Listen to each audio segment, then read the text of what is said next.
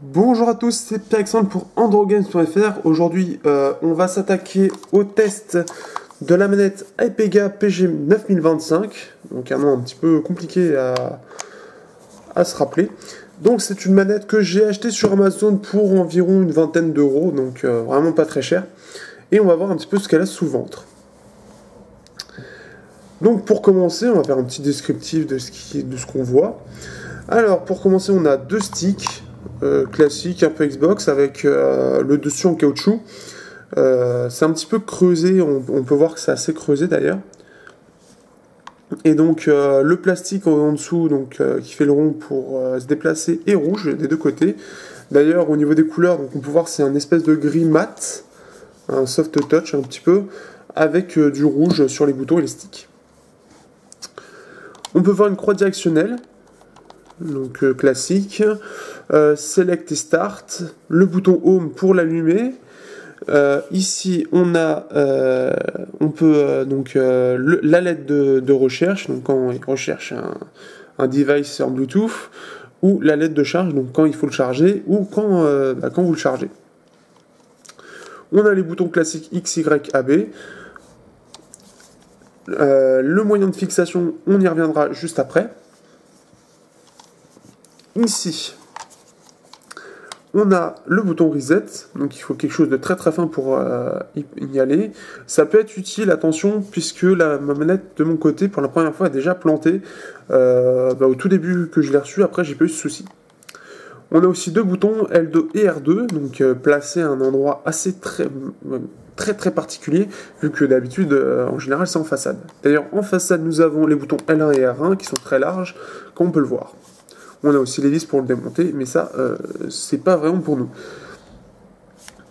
La batterie qu'il y a dedans, c'est du 380 mAh. Ensuite, qu'est-ce que je peux dire d'autre? C'est du Bluetooth 3.0. Au niveau de la taille de ce que ça peut atteindre, donc je vous laisse voir. Ça devrait, mais ça par contre, j'en ai aucune certitude. Ça devrait accueillir jusqu'à peut-être un Xperia Z Ultra, donc du 6.4 pouces, mais ça me paraît très limite. Pour vous montrer un petit peu déjà avec mon Note 3 que je mets, voici ce qui reste après. Donc il reste vraiment, je dirais, à peu près 1 cm grand maximum, mais c'est vraiment étiré au maximum. Donc voici, je viens de mettre donc en même temps le Note 3. D'ailleurs, je vais vous montrer quelques petites choses. Donc au niveau, donc pour le ranger, c'est très simple, hein, on le renfonce au maximum. On peut voir ici que ça va permettre d'accueillir un petit peu le smartphone. Pour ensuite tirer, donc c'est un ressort bien sûr. Ici jusque là, ça ne tient pas par un ressort, c'est juste vous qui tirez. Donc ici, vous avez le choix de le sortir, et sinon après c'est automatique. Il y a un petit système pour l'ouvrir. Donc ça c'est plutôt sympa. On peut voir donc que le système de glissement donc, de ces deux parties tiennent par deux vis.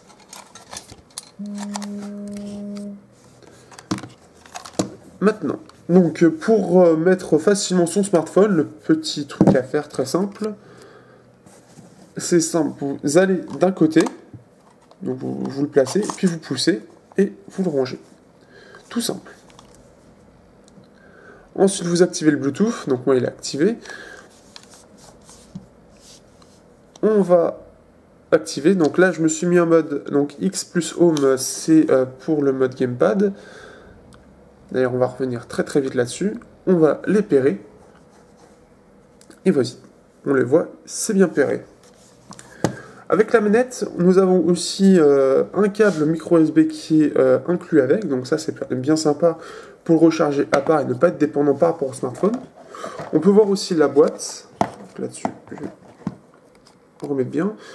Donc la boîte multimédia Bluetooth controller pour iPhone, iPod, iPad, Samsung, HTC Moto, etc. Bluetooth, Hypega, classique. Donc for Android smartphone et tablette PC. Donc Android. Donc en fait ça va à peu près pour tout. On peut voir vite fait donc oui on me harcèle. On peut voir vite fait le système, on peut voir que ça marche aussi ailleurs. Donc ça peut même aller sur les PC, comme il est dit là. Qu'est-ce que je peux vous dire d'autre? Après, vous avez tout. On a aussi ce dont je n'ai pas parlé. Ces boutons de contrôle de volume, qu'on peut le voir. Donc volume moins et plus. On peut aller à la musique précédente ou suivante, faire play ou pause. Donc ça, vous voyez, si je fais ça normalement, c'est s'allumer.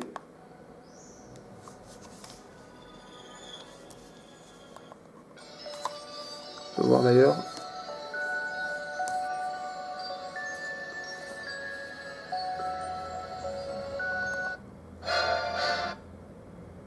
On peut entendre que donc ça change bien de musique. On va d'ailleurs faire pause. Et voilà.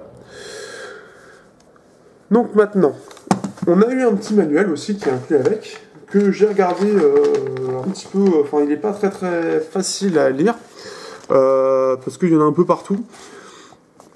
Donc il nous explique la même chose, donc à quoi ça sert, tout ça, le système de fixation, les jeux supportés en bas, donc tout ce qui est Gameloft en gros.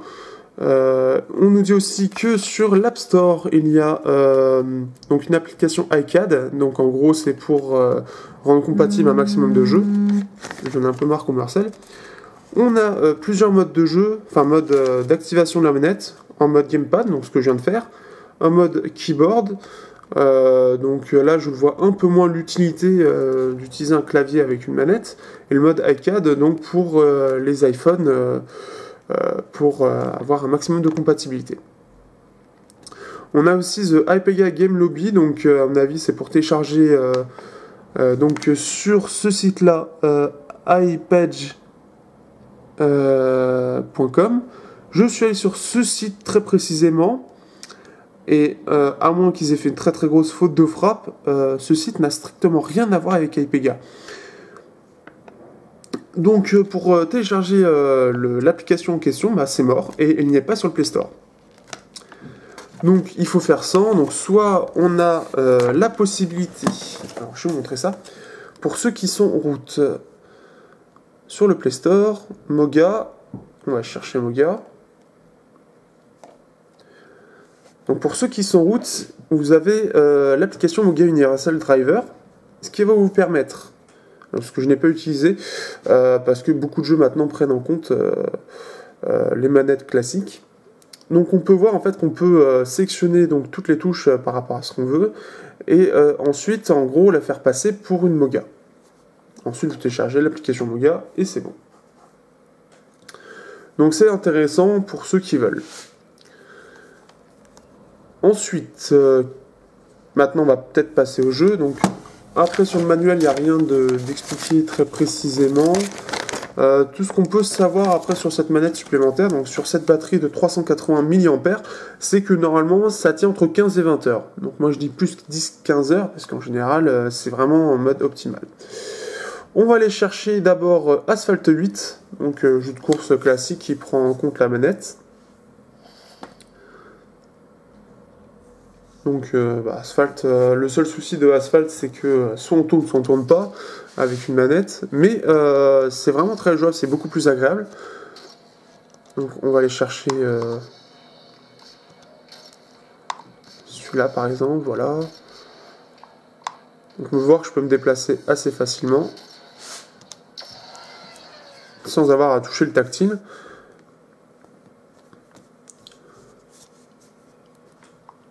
Ce qui est bien sur cette manette, c'est que le temps de réponse est très faible malgré du Bluetooth 3.0. En effet, ça répond vraiment très vite, vous allez pouvoir le voir. Et vous faire une idée.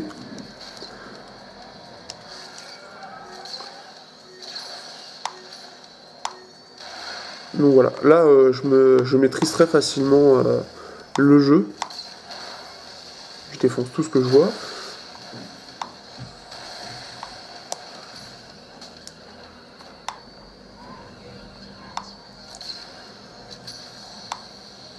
Donc voilà, c'est vraiment très agréable à jouer.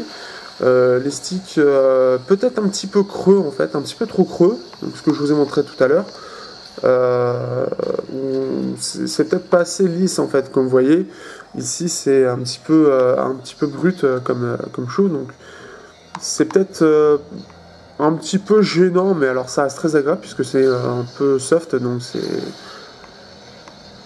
c'est doux au toucher, donc ça c'est bien. Si je fais start, ça va bien en start. Select, bon là ça fait rien, mais en jeu ça permet de voir les scores, etc. Donc ça c'est vraiment très, très bien. La manette, pour le coup, c'est vraiment bien. Là je le contrôle avec les petites gâchettes qui sont en dessous que je vous ai montré tout à l'heure. Et donc ce qui est bien c'est que ça tombe sous le majeur directement. Et donc c'est très agréable à utiliser. Comme vous pouvez le voir là j'utilise pas les doigts de ce côté là. Donc c'est vraiment très très agréable. On va maintenant changer de jeu.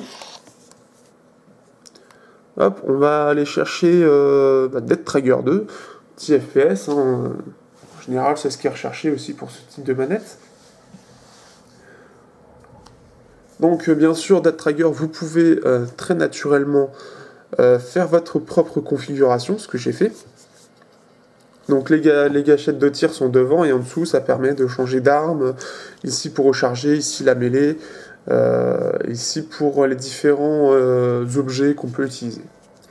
On va aller chercher une petite partie. Donc on va faire un petit assaut. On va chercher un petit assaut pour faire simple.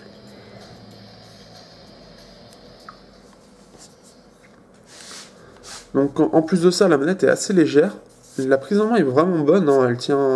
Elle tient plutôt bien, donc malgré le fait que ce soit assez compact par rapport à une vraie manette, c'est plutôt agréable à utiliser.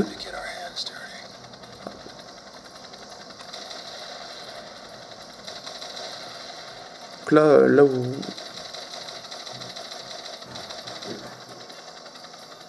Là je suis assez dépendant de l'hélico, mais je m'en sors bien. Alors il faut savoir vite fait, hop, option, que la sensibilité je l'ai mis à 20% pour avoir à peu près une bonne... un bon truc, et on peut voir vite fait les boutons, ceux qui cherchent un peu à voir ce que j'ai fait, donc voilà, j'ai tout mis, tout est très bien reconnu, donc ça c'est très bien aussi, c'est une bonne nouvelle. On va peut-être chercher quand même une autre mission, parce que j'ai passé ma vie dans l'hélico, c'est peut-être pas une bonne idée. Donc on va chercher un autre assaut. On peut voir que j'arrive à peu près bien à viser, hein, malgré que les jeux ont encore un petit peu de mal à avoir quelque chose d'assez précis. Voilà, un assaut. Donc moi j'aime bien, en plus c'est plutôt doux. Le seul petit souci que j'aurais à exprimer, c'est concernant ce stick. Alors c'est peut-être que sur mon seul modèle, qui aurait tendance à se coincer en fait sur les coins. Donc peut-être parce qu'il y a encore un petit peu de matière qui accroche en dessous, je ne sais pas.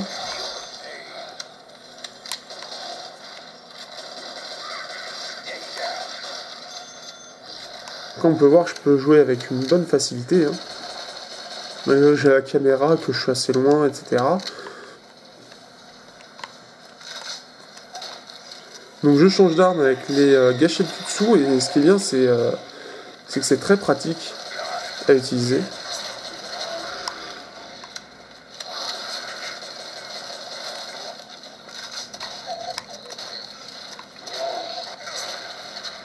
Je suis pas mort, on va se remettre de la vie. Donc on voit vraiment que ça marche plutôt bien. Ça c'est vraiment bien, c'est vraiment cool. On peut voir, je peux me déplacer très facilement. Les sticks sont précis, c'est vraiment bien. Ensuite, un petit dernier jeu pour la route. Dead on Arrival 2. Donc Dead on Arrival, c'est le type de jeu où les manettes en fait c'est préfet, c'est-à-dire qu'on ne peut pas changer la configuration malheureusement, et donc on est obligé de faire avec ce qu'on a. Donc on lance le jeu. On peut voir que on peut se balader dans les menus très facilement, aucun souci. Donc ça c'est vraiment très agréable, franchement tout est bien pris en compte. Pour l'instant la plupart des jeux assez connus auront pas de soucis. Les jeux moins connus par contre ça je dis pas. Donc on peut voir, je peux viser, je peux... On va voir un petit peu comment ça se joue. Là par exemple mon stick c'était un petit peu coincé, si vous revenez peut-être que vous le verrez. Voilà, on peut voir, c'est le petit souci qu'il peut y avoir, c'est ça. Comme normalement vous avez toujours le doigt sur le stick, il ne devrait pas y avoir de souci. Après je vous dis, je ne sais pas si c'est propre à mon modèle, c'est pas extrêmement gênant en soi, c'est un petit peu énervant qu'on se demande un petit peu pourquoi ça colle on dirait. Donc là avec la touche A qui est très bien reconnue aussi, forcément j'ai acheté une nouvelle arme, un petit lance-roquette. Hein. Autant être dans la subtilité la plus totale contre les zombies.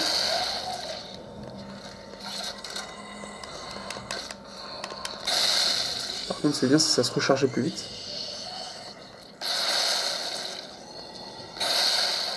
Donc on peut voir que voilà, je peux viser très précisément. J'ai pas de soucis particuliers à part, comme ce que j'ai dit, pour le stick. C'est vraiment agréable. Donc voilà. Donc voilà pour cette petite session de jeu. Bah, j'espère que ça vous aura plu. J'espère que... Voilà. Pour moi, je la recommande. Donc pour ceux qui l'auront, j'espère qu'ils seront contents. En tout cas, moi, j'en suis très content pour le prix que je l'ai payé. Une vingtaine d'euros. C'est vraiment très très agréable de jouer avec. Le fait de pouvoir contrôler sa musique en jeu sans devoir aller chercher le centre de notification, etc. C'est vraiment très très agréable. Donc voilà, pour toutes les petites bourses, je la recommande, elle est très agréable à jouer. Et voilà. A bientôt sur Androgames.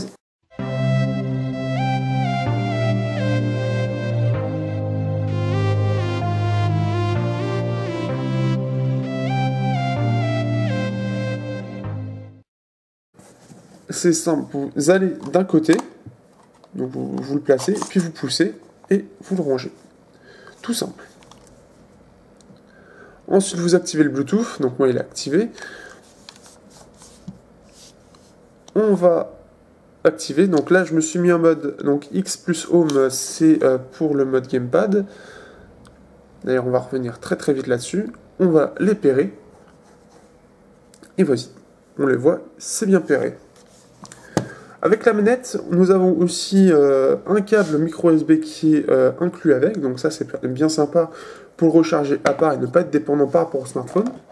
On peut voir aussi la boîte, là-dessus, je vais remettre bien.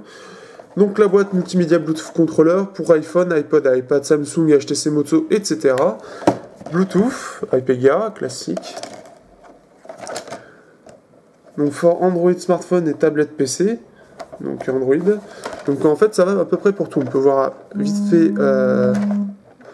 donc oui on me harcèle. On peut voir vite fait le système, on peut voir que ça marche aussi ailleurs. Donc ça peut même aller sur les PC comme il est dit là.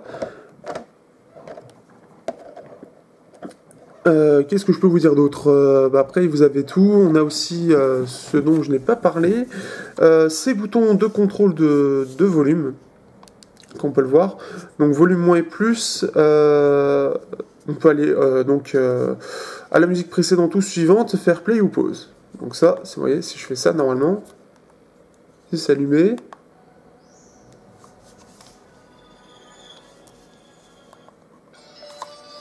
on peut voir d'ailleurs.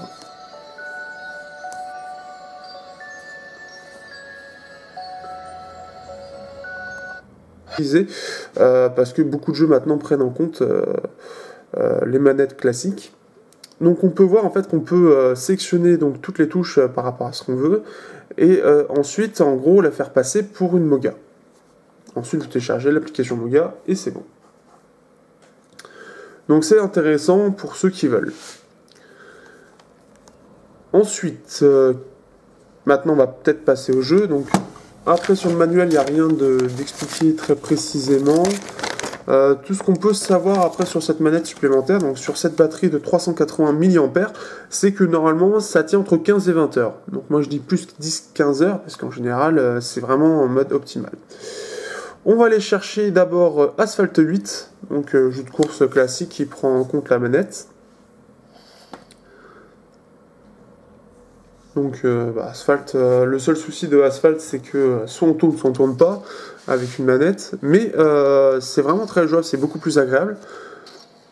Donc on va aller chercher celui-là par exemple, voilà. Donc on peut voir que je peux me déplacer assez facilement, sans avoir à toucher le tactile.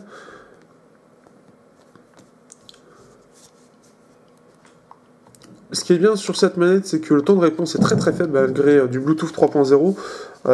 En effet, ça répond vraiment très vite, vous allez pouvoir le voir. Vous faire une idée.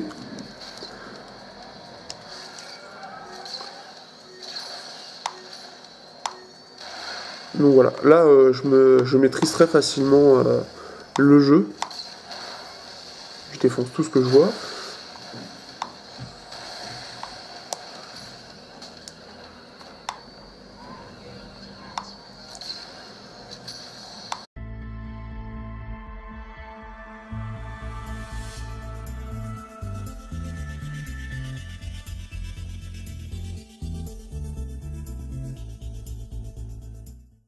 Bonjour à tous, c'est Pierre-Alexandre pour AndroGames.fr. Aujourd'hui, on va s'attaquer au test de la manette Hypega PG 9025. Donc un nom un petit peu compliqué à se rappeler. Donc c'est une manette que j'ai achetée sur Amazon pour environ une vingtaine d'euros, donc vraiment pas très cher. Et on va voir un petit peu ce qu'elle a sous le ventre. Donc pour commencer, on va faire un petit descriptif de ce qu'on voit. Alors pour commencer, on a deux sticks. Classique, un peu Xbox, avec le dessus en caoutchouc. C'est un petit peu creusé, on peut voir que c'est assez creusé d'ailleurs. Et donc le plastique en dessous, donc, qui fait le rond pour se déplacer, est rouge des deux côtés. D'ailleurs au niveau des couleurs, donc, on peut voir que c'est un espèce de gris mat, un soft touch un petit peu, avec du rouge sur les boutons et les sticks. On peut voir une croix directionnelle, donc classique, select et start, le bouton home pour l'allumer. Ici on a la lettre de recherche, donc quand il recherche un device en Bluetooth, ou la lettre de charge, donc quand il faut le charger, ou quand vous le chargez.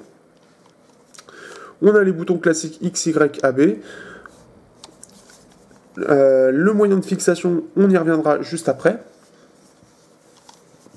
Ici, on a le bouton reset, donc il faut quelque chose de très très fin pour y aller. Ça peut être utile, attention, puisque ma manette de mon côté, pour la première fois, est déjà plantée au tout début que je l'ai reçue, après j'ai pas eu ce souci. On a aussi deux boutons L2. On peut entendre que donc ça change bien de musique. On va d'ailleurs faire pause, et voilà. Donc maintenant, on a eu un petit manuel aussi qui est inclus avec, que j'ai regardé un petit peu, enfin il n'est pas très très facile à lire, parce qu'il y en a un peu partout. Donc il nous explique la même chose, donc à quoi ça sert, tout ça, le système de fixation, les jeux supportés en bas, donc tout ce qui est Gameloft en gros. On nous dit aussi que sur l'App Store, il y a donc une application iCAD, donc en gros c'est pour rendre compatible un maximum de jeux. J'en ai un peu marre qu'on me harcèle. On a plusieurs modes de jeu, enfin mode d'activation de la manette, en mode gamepad, donc ce que je viens de faire, un mode keyboard, donc là je vois un peu moins l'utilité d'utiliser un clavier avec une manette, et le mode iCAD, donc pour les iPhones, pour avoir un maximum de compatibilité. On a aussi The Hypega Game Lobby, donc à mon avis c'est pour télécharger donc sur ce site-là, hypage.com. Je suis allé sur ce site très précisément, et à moins qu'ils aient fait une très très grosse faute de frappe, ce site n'a strictement rien à voir avec Hypega. Donc pour télécharger l'application en question, c'est mort, et elle n'y est pas sur le Play Store. Donc il faut faire ça, donc soit on a la possibilité, alors je vais vous montrer ça, pour ceux qui sont en route sur le Play Store, Moga, on va chercher Moga, Donc pour ceux qui sont route, vous avez l'application Moga Universal Driver, ce qui va vous permettre, parce que je n'ai pas utilisé R2, donc placer à un endroit assez très particulier, vu que d'habitude, en général, c'est en façade. D'ailleurs, en façade, nous avons les boutons L1 et R1 qui sont très larges, comme on peut le voir. On a aussi les vis pour le démonter, mais ça, c'est pas vraiment pour nous. La batterie qu'il y a dedans, c'est du 380 mAh. Ensuite, qu'est-ce que je peux dire d'autre? C'est du Bluetooth 3.0. Au niveau de la taille de ce que ça peut atteindre, donc je vous laisse voir. Ça devrait, mais ça par contre j'en ai aucune certitude, ça devrait accueillir jusqu'à peut-être un Xperia Z Ultra, donc du 6.4 pouces, mais ça me paraît très limite. Pour vous montrer un petit peu déjà avec mon Note 3 que je mets, voici ce qui reste après. Donc il reste vraiment, je dirais, à peu près 1 cm grand maximum, mais c'est vraiment étiré au maximum. Donc voici, je viens de mettre donc en même temps le Note 3. D'ailleurs, je vais vous montrer quelques petites choses. Donc au niveau, donc pour le ranger, c'est très simple, hein, on le renfonce au maximum. On peut voir ici que ça va permettre d'accueillir un petit peu le smartphone. Pour ensuite tirer, donc c'est un ressort bien sûr, ici jusque là ça ne tient pas par un ressort, c'est juste vous qui tirez. Donc ici vous avez le choix de le sortir, et sinon après c'est automatique, il y a un petit système pour l'ouvrir. Donc ça c'est plutôt sympa. On peut voir donc que le système de glissement donc, de ces deux parties tiennent par deux vis.